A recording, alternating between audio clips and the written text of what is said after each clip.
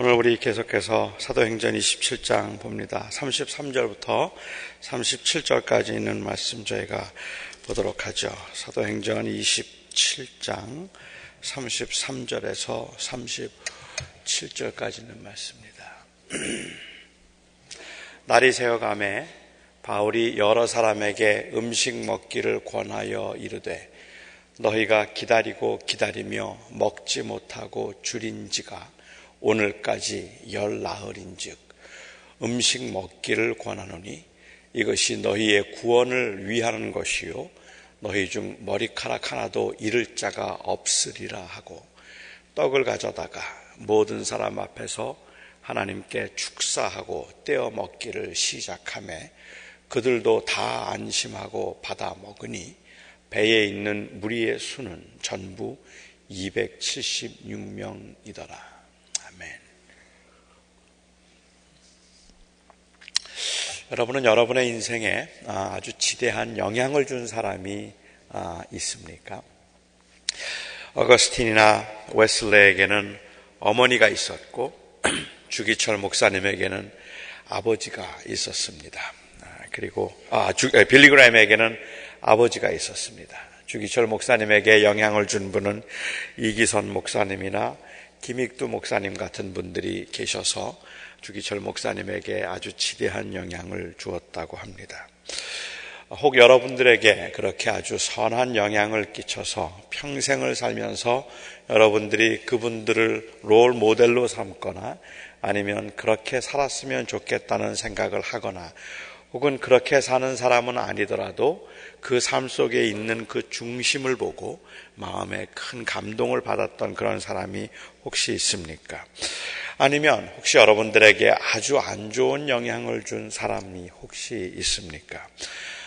저는 좀 부끄러운 이야기지만 가끔 사람들이 저에게 누구의 영향을 제일 많이 받았느냐, 목사로서 누구의 영향을 제일 많이 받았는가라는 그러한 질문을 받으면 제가 꼭 교만해서 나는 누구의 영향을 받지 않아서 그런 게 아니라 저는 지금까지 살면서 그렇게 좋은 영향을 주었다고 생각할 만큼 머릿속에 기억나는 분과의 교제가 별로 없었던 것 같습니다.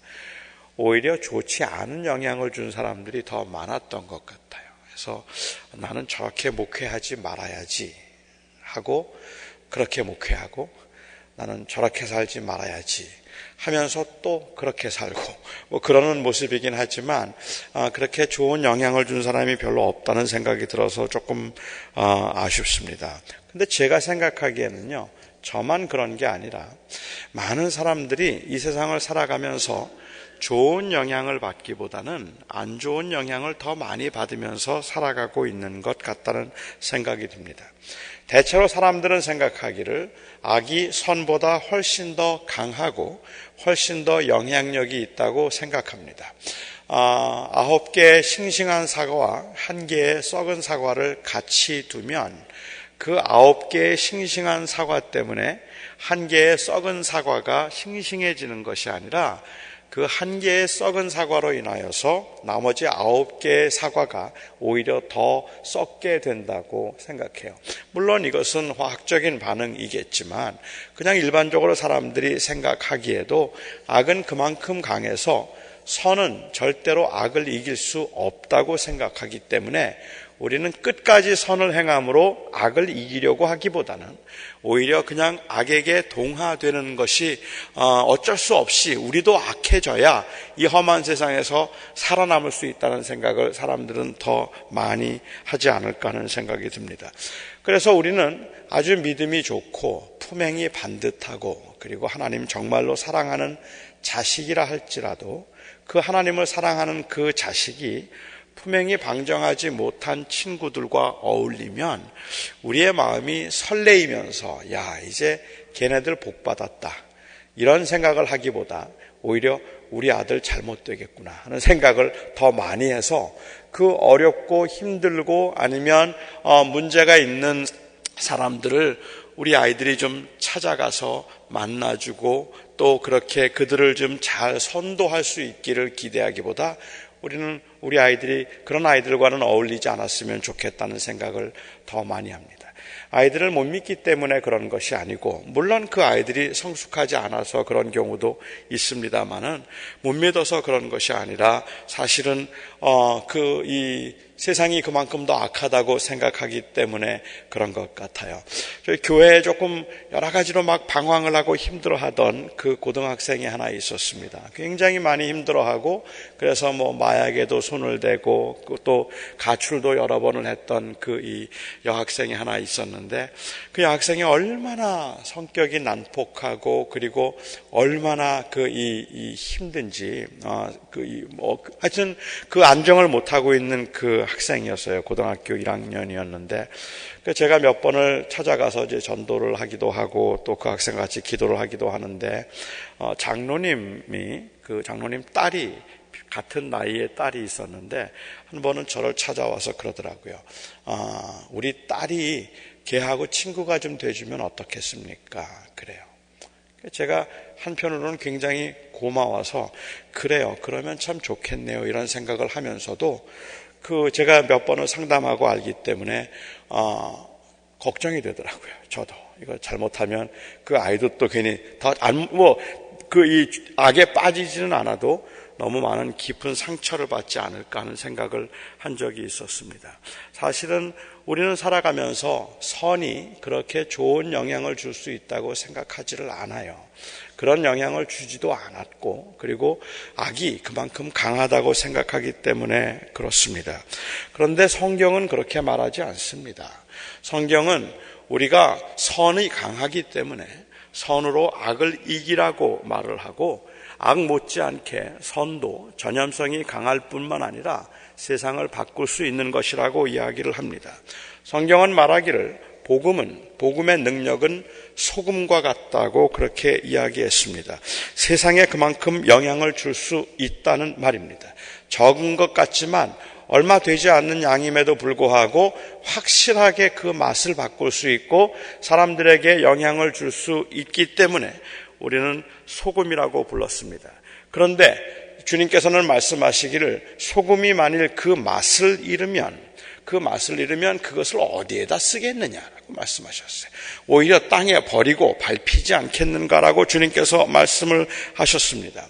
사람들이 소금을 맛보고 난 다음에 이거 너무 짜다고, 소금이 이거 왜 이렇게 짜냐고, 그래서 소금을 거부할 수 있을 겁니다.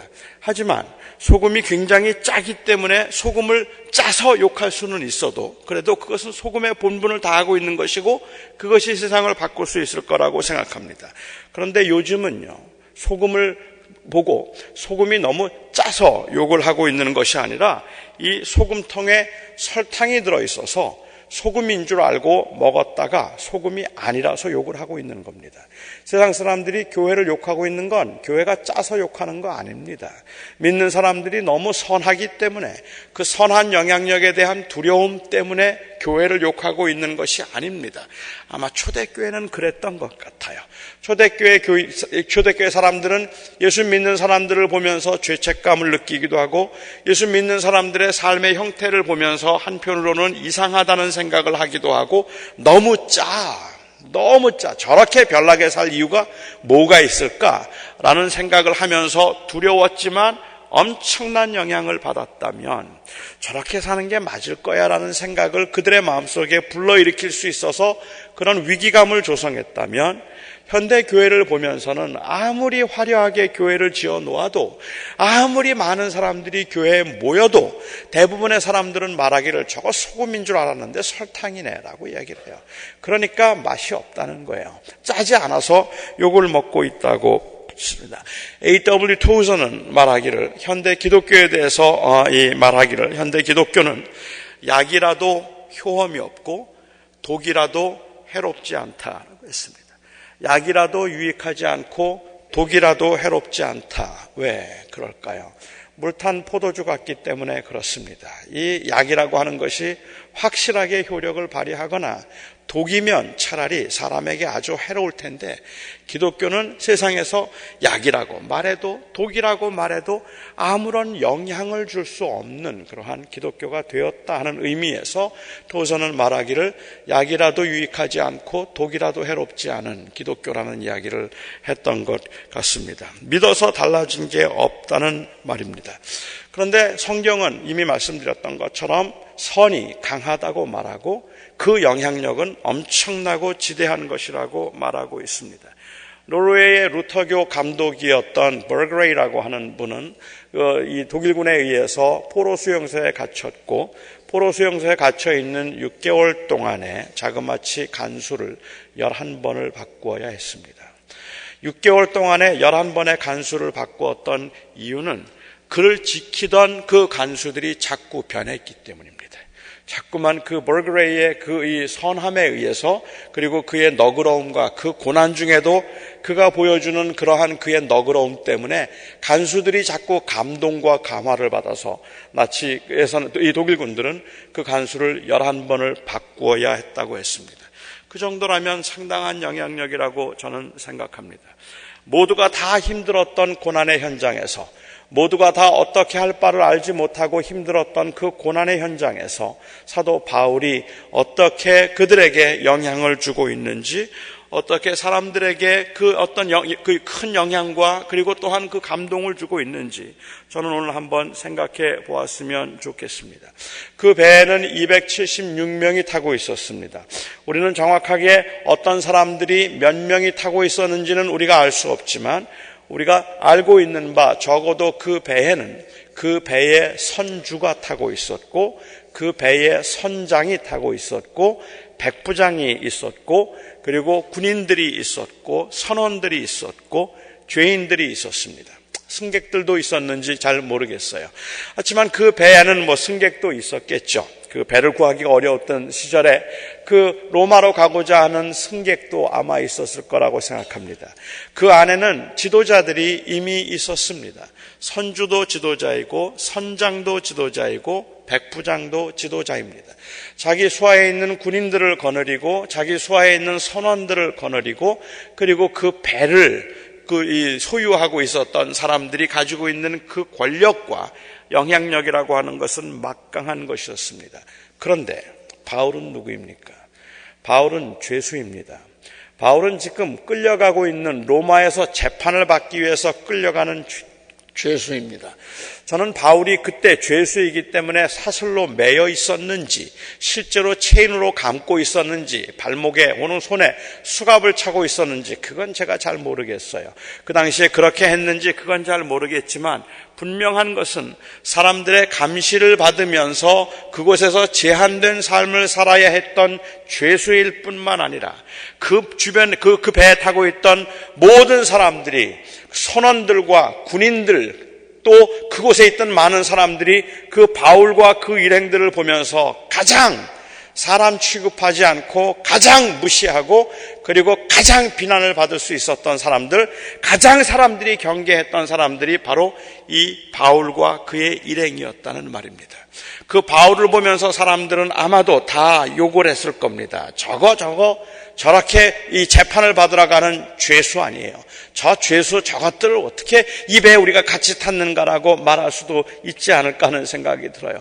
아무리 애를 써도 사람들은 아무리 아무 일도 하지 않았는데도 불구하고 아무 나쁜 짓도 하지 않았음에도 불구하고 사람들은 그들을 무시하고 경멸했을 겁니다. 만약에 그런 상황에서 사도 바울이 예수를 믿는다는 이름으로 나는 사실은 예수의 이름 때문에 이렇게 붙잡혀 가는 겁니다. 예수 그리스도가 나를 위해서 죽으셨습니다. 이런 이야기 해봐야 사람들은 바울의 말을 들을 리가 없습니다. 바울의 말을 들을 필요가 없습니다. 아마도 그런 말 해봐야 오히려 욕이나 더 먹었을 겁니다. 너나 잘 믿어라.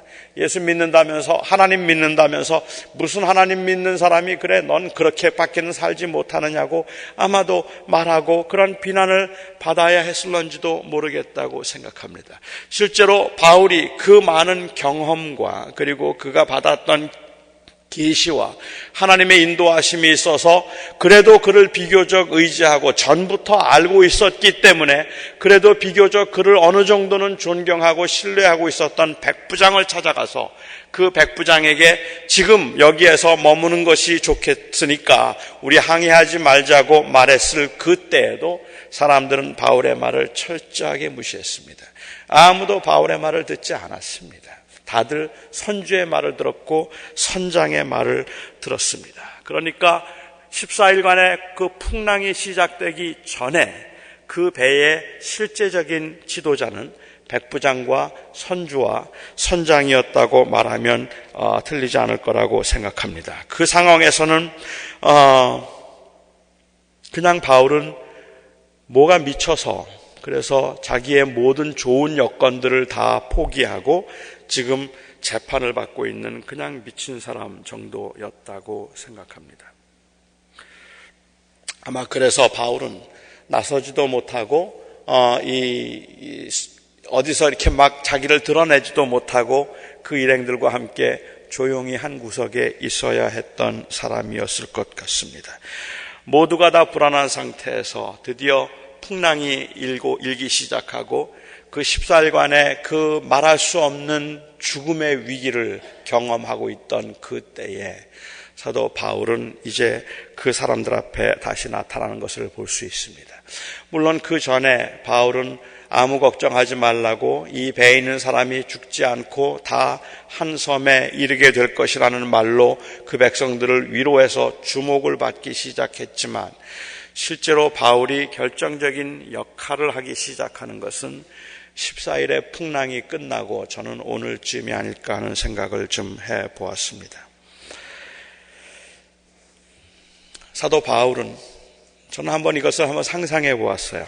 그 죄수의 몸이었던 사도 바울이 모든 사람들이 그냥 형편없고 한심하다고 생각했던 그 사도 바울이 270여 명의 사람들, 그의 일행까지 포함해서 그 200여 명의 사람 앞에 바울이 섰습니다.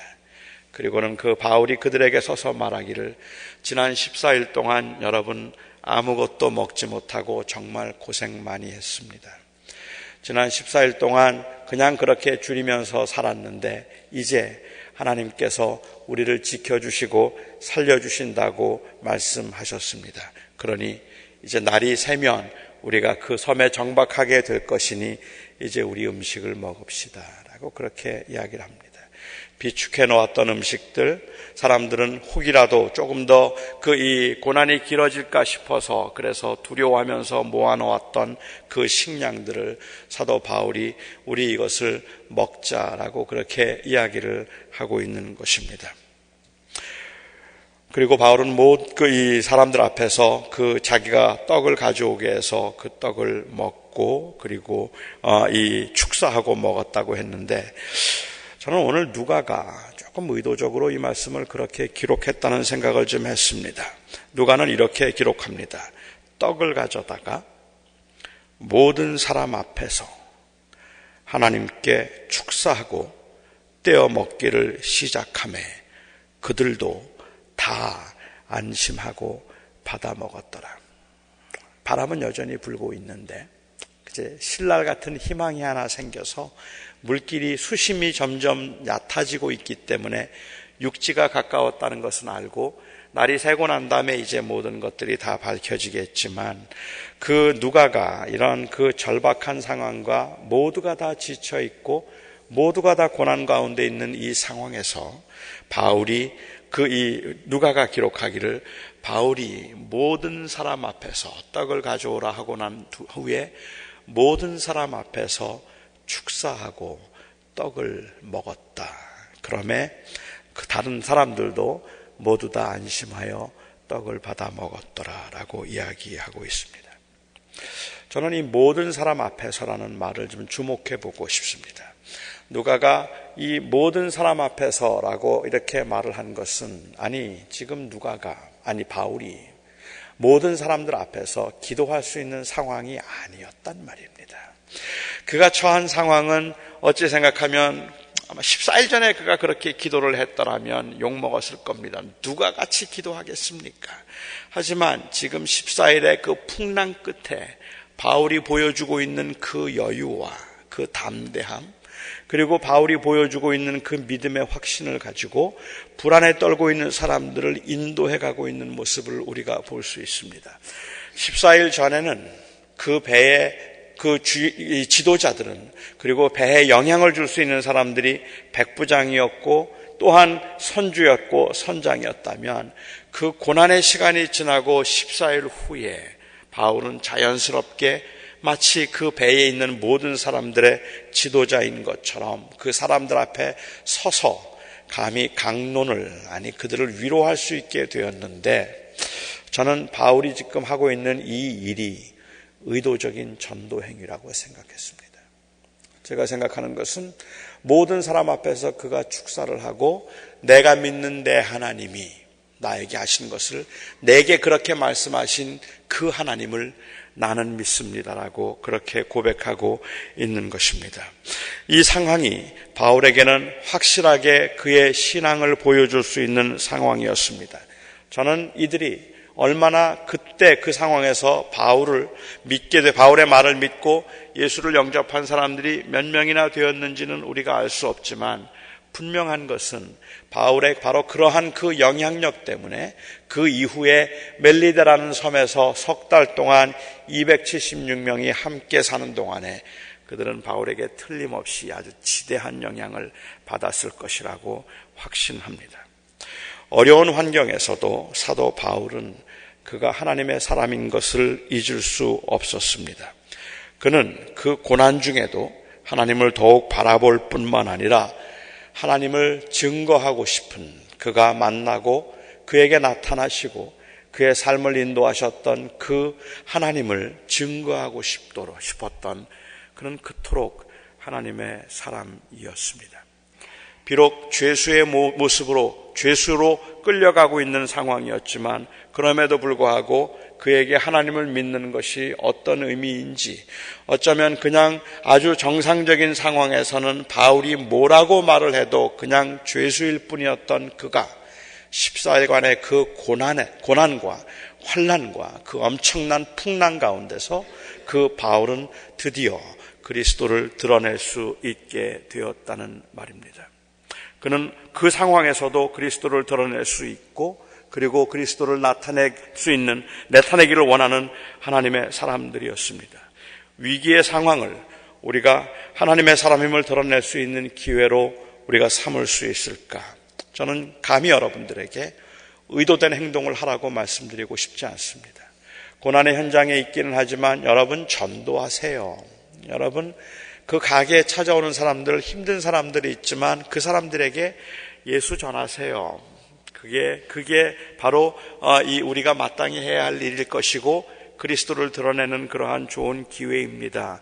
저는 이렇게 말씀드리고 싶지는 않습니다. 하지만 저는 사도 바울을 보면서 그런 생각은 들었어요. 정말로 그 고난의 현실에서도 바울은 그리스도를, 하나님을 놓칠 수가 없었고, 하나님의 사람이라서 그가 느끼고 있는 그 절실함과 간절함이 그에게는 있었다는 말입니다. 어쩌면 우리가 지금 하고 있는, 오늘 이 아침에 하는 이 기도의 행위도 그런 의미에서는 바로 그런 그리스도를 드러내려고 하는 여러분들의 몸부림일지도 모르겠다고 생각합니다. 지금 이 아침에도 여러분 중에는 속이 타들어가는 사람들이 있을 텐데, 여전히 불안하고 여전히 아무것도 보이지 않는 것처럼 그렇게 막막한 분들도 있을 텐데, 오히려 이 새벽에 나와서 하나님께 기도하며 그리고 이것들을 초월하고 극복할 수 있기를 구하는 만큼 여러분들이 그렇게 하나님의 사람인 것이 고맙습니다. 저는 이렇게 이 아침에 나와서 하나님 앞에 그렇게 구하며 기도할 만큼 하나님의 사람인 여러분들, 하나님을 믿고 신뢰하는 여러분들이 바로 그 고난의 현장이라고 할 수 있는 삶의 현장에서도 하나님의 사람임을 잊지 않았으면 하는 간절한 마음이 있습니다. 세상이 우리를 보고 있습니다. 세상이 교회를 보고 있습니다.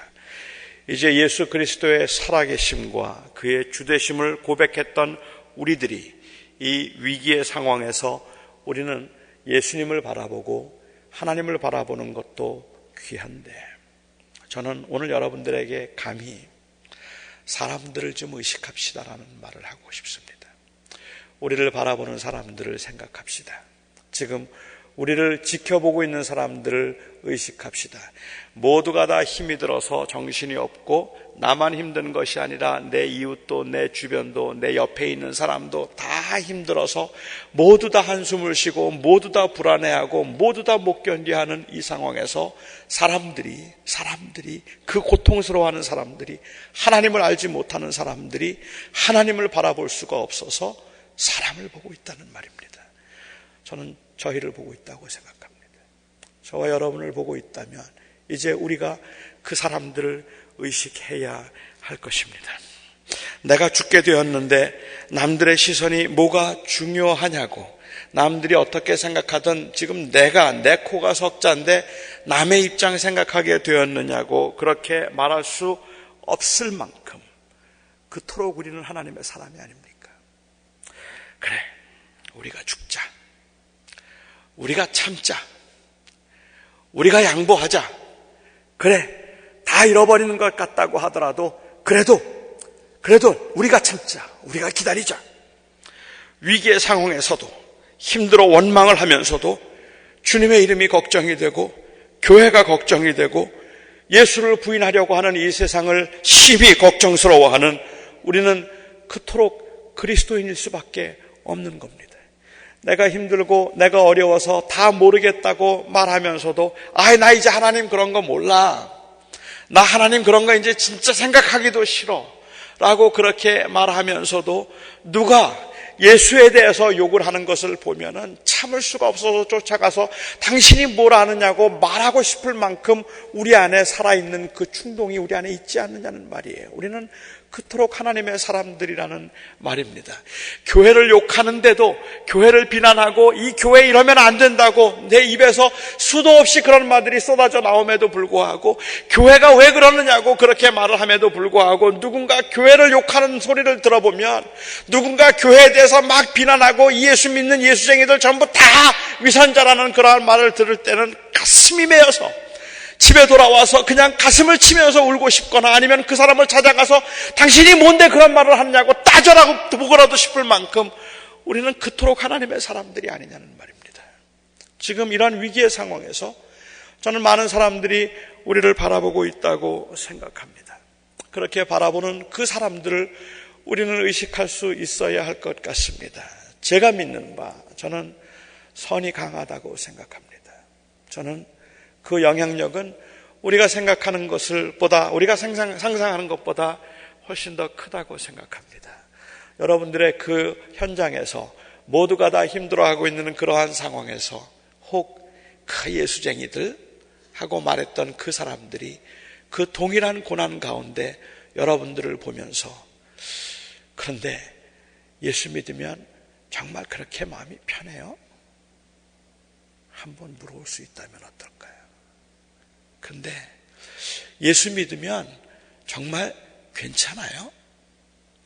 그렇게 한번 물어볼 수 있는 사람이 있다면 이 위기가 우리에게는 그리스도를 드러낼 수 있는 기회일 뿐만 아니라 억지로 그렇게 드러내지 않더라도 그 그리스도의 이름이 우리의 삶을 통해서 나타날 수밖에 없는, 우리는 그토록 하나님의 사람들이 아니겠습니까? 바울이 고백한 대로 우리는 속이는 자 같으나 참되고 무명한 자 같으나 유명한 자요, 죽는 자 같으나 보라 우리가 살고, 우리가 근심하는 자 같으나 기뻐하고 가난한 자 같으나 많은 사람을 부요하게 하고 아무것도 없는 자 같으나 모든 것을 가진 자로다. 이게 우리란 말입니다. 이게 저이고 이게 여러분이라는 말입니다. 저는 여러분들에게 주어진 그 삶의 현장에서 우리는 바울이 그 고난과 그리고 그 사람들의 멸시와 손가락질 가운데 있었지만 14일의 그 풍랑을 통해서 오히려 호련히 그리스도를 드러내기 위해서 그 많은 사람들 앞에 서서 떡을 들어서 하나님 앞에 기도하고 모든 사람들이 그 하나님의 그 임재를 경험할 수 있게 만들 수 있기를 소원하고 그렇게 살아가는 하나님의 사람들입니다.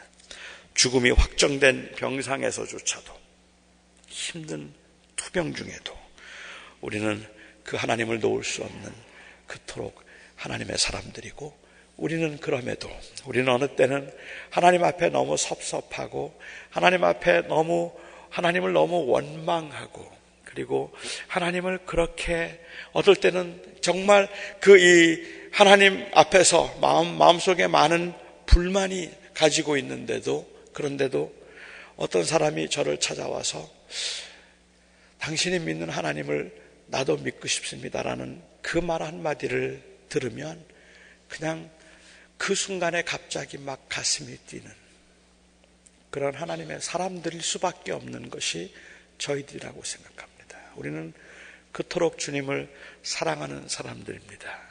여러분들의 마음이 많은 상황으로 눌려 있기는 하지만 그럼에도 불구하고 우리는 그렇게 하나님을 드러내고 싶은 그토록 하나님의 사람입니다. 잊지 마시고 오늘 하루도 낙심하지 말고 믿음 안에서 승리할 수 있기를 바랍니다. 기도하겠습니다.